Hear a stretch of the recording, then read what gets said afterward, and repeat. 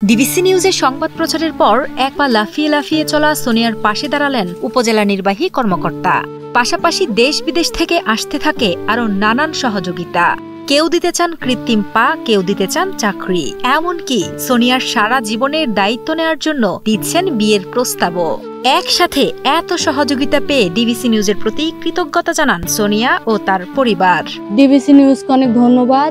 তাদের প্রতিবেদনের কারণে এখন আমাকে অনেকজনই বিকাশে, নগদে অনেক সহায়তা করতেছে।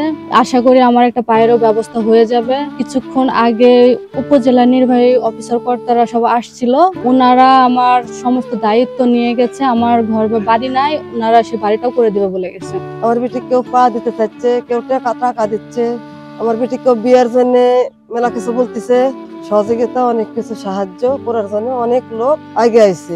এক পায়ে লাফিয়ে লাফিয়ে কলেজে যান সোনিয়া, এই শিরোনামে গত 9 জুলাই ডিবিসি নিউজের ডিজিটাল মিডিয়ায় সংবাদ প্রচার করা হলে মুহূর্তেই তা পৌঁছে যায় কোটি দর্শকের কাছে।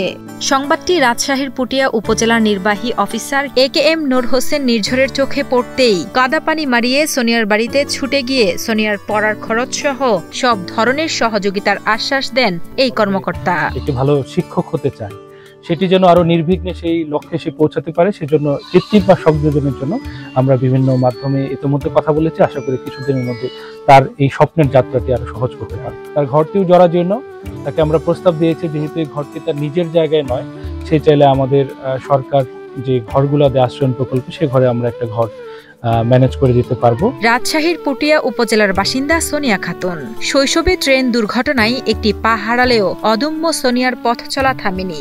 মায়ের 20 বছরের সংগ্রাম আর নিজের ইচ্ছা শক্তিকে পুঁজি করে এক পায়েই তিনি পাড়ি দিয়েছেন প্রাতিষ্ঠানিক শিক্ষার দীর্ঘ পথ। আজ তার স্বপ্ন পূরণের জন্য প্রয়োজন শুধু একটি কৃত্রিম পা আর একটি চাকরি।